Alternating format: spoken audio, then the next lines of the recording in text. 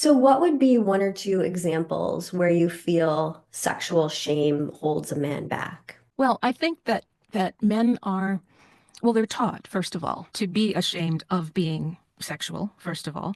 There's a lot of negativity directed towards men's sex drives. Hey guys, welcome back to Hymology. For those who don't know me, I am Shari James, RN. I help men avoid ED medications, get off of them, or in some cases, get them to work with my holistic approach to healing erectile dysfunction. Enough about me. All right, I am so excited. This has been 10 years in the making that I was introduced to Eve's work. So, Eve is an erotic writer and erotic voiceover artist. And I think she is hands down the best in the business. She has a gift for it. She has 10 years of experience. And Eve, would you like to say hello? Oh my goodness. Hello, Sherry. What an introduction. That's that's wonderful. Thank you so much.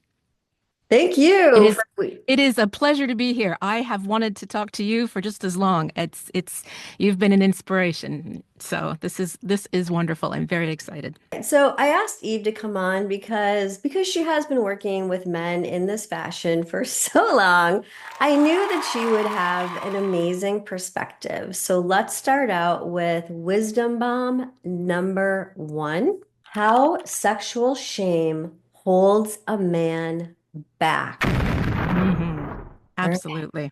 What inspired you to write Well, I just noticed that this seemed to be, to me, it seemed that sexual health is mental health. It seemed pretty clear really early on that a lot of men's problems were related to their sexuality, their romantic status, their confusion about what women wanted, what women didn't want, about their own value, about how they felt about their own sexuality, their own sex drives, things like that.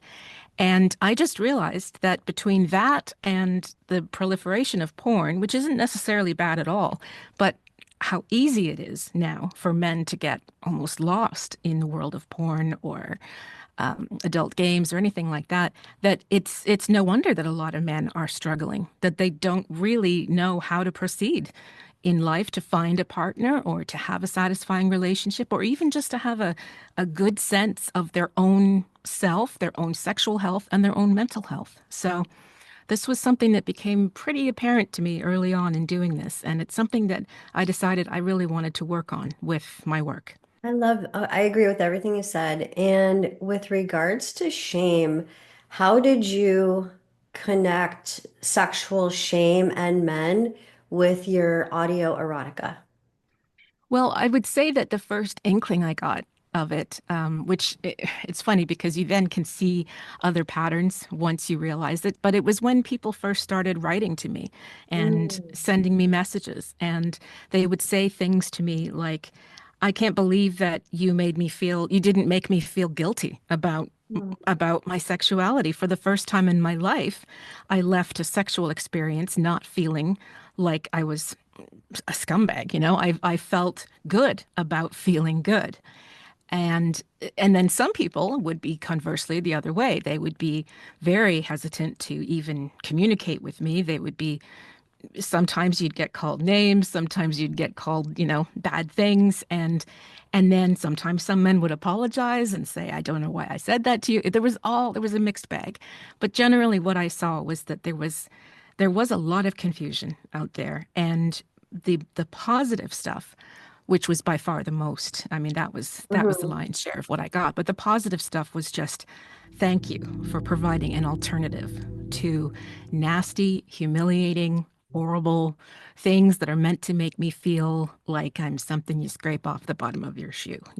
Like they were just glad that a woman was out there basically appreciating men, enjoying sex, enjoying men, and treating it like it's a normal and natural, healthy part of life. They just hadn't seen that very much. And so that made me realize there's a really hidden problem here. There's a very underground problem here. And when men would say that they had been in therapy for years, but they were more helped by my audios, I started thinking, okay, well, I'm getting somewhere with this. There's something to this. So that's what started it. You're a true artist. I think what whether it's in the erotica category, who cares? That's artistry to me, right? So I feel like you bring a higher vibration to the planet, to the area of erotica, to the area of sensuality, which I feel is a missing energy on our planet as a whole. Oh, that's very kind of you. Thank you so much.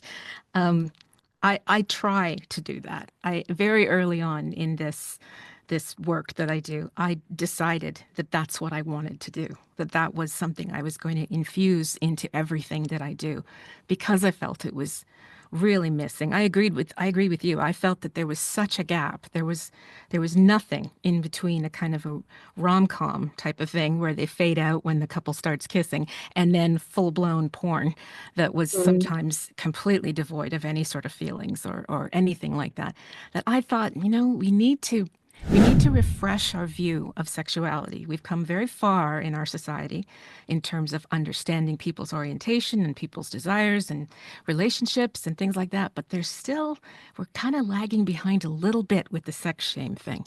So I thought I need to kind of do what I can to elevate it a little bit without being preachy, without being like there's a moralizing thing. I'm not moralizing in what I'm doing. I'm just sort of saying, here's another way you can look at sexuality that involves just playfulness, happiness. Yeah, you can be incredibly sexy, but it can also be a positive experience. It can be fun. It can be liberating. It can be, whatever it is, it's okay. You're still a good person. There's nothing wrong with what you're doing. And and I think bringing that to people it's certainly been the most rewarding thing that I've done in my career, is just giving people that kind of take a deep breath. It's okay, you know? Absolutely. Yes, you definitely are. That's why you're on the show. I I value and respect your work. Without knowing the root causes of erectile dysfunction, you might as well just go ahead and throw your pills in the garbage. Contact me for your free video consult. So, what would be one or two examples where you feel sexual shame holds a man back? Well, I think that men are, well, they're taught, first of all, to be ashamed of being sexual, first of all. There's a lot of negativity directed towards men's sex drives, to the point that we're given this sort of idea that unless just one example, virginity is a big issue among men. Some men, it becomes almost pathological in them that if they reach, say, the age of, sometimes I've seen it in people as young as 18, 17 or 18, but if they reach any age where they haven't yet had a sexual partner, it becomes a pathology in them. It becomes something that they feel has some sort of says something really deeply profound about their worth, and it's Mm. it's it's negative. They'll come up with things like the V card, and they come up with all these names for how they just want to get rid of their virginity. They wish they could just get rid of it, like it's a burden, like it's something that's hanging around their neck as a shameful reminder that they're not Mm. manly, or whatever the case is.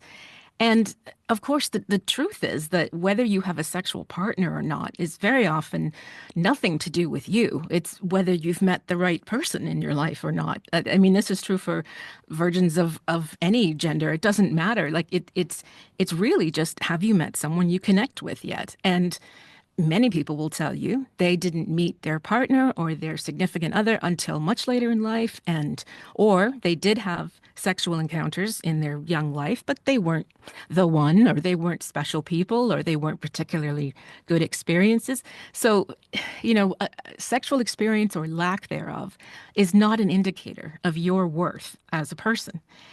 And women don't seem to have a problem with this. We are raised almost to be virginal. We are raised to kind of appreciate that we're virgins. If you said, I'm a Mhm. 24-year-old virgin, nobody would bat an eye. But men are really held back by this. They don't feel confident. They don't feel that they can attract a woman, they write to me quite a bit and say, I'm afraid I Mm, won't be able to please a woman. I'm yeah. afraid that she's going to laugh at me. I mean, all of these fears that they have. And it's not founded on anything. Sometimes they'll look at some social media thing or something, and they may get the wrong idea from certain posters who act like they want a very experienced man. But social media is not real life. And So where I'm resonating and what I didn't know you were going to go to virginity. I personally wouldn't even have thought of that as far as being shame related. So that's really something different you're bringing to the table. I would not have thought of that. So I just want to echo back, and I want to echo for the men that are watching this segment of hemology. There can be shame in virginity. There can be shame in celibacy. yes, definitely. Right? There can be shame in not lasting long enough. There can be Hmm. shame in erectile dysfunction. So if you're watching this, I think the one thing I want you to know is that you are not alone in this. Absolutely. Right? Like you are not alone in this. So I'm sure Eve could go on and on about countless letters and Yes, things she receives. I'm sure I could go on it as well. So the one thing I want you guys to know is you're not alone in feeling these feelings of shame. So would you agree? I think as a takeaway, a man can hold space for shame and still move forward with courage. absolutely. I think acknowledging that you have shame that wasn't your fault. It was, in a sense, it was given to you by the Yes. culture Oh, that we're raised absolutely. in. Yeah. So you can acknowledge that you have these issues. We all have it to a large degree with sex. We're all raised in a culture that essentially tells us that it's a shameful thing in most circumstances. I think the idea is just be brave enough to say, I understand that I have this feeling, but I don't have to feel this way forever. It's not a permanent part of my personality. I can actually explore it and find the good in it and find where I'm comfortable, where I sit with this and Bringing acknowledge. curiosity. Like, I love that. Absolutely. So, bringing curiosity to shame. Hey, you. Hey, guy, who's learning about sexual health, mixed in with some Tantra, mixed in with some five elements of Chinese medicine and some Western medicine. I want to let you know something. I would love it if you would hit my subscribe button and the notification bell. That way, you're going to know when new content is posted every Friday.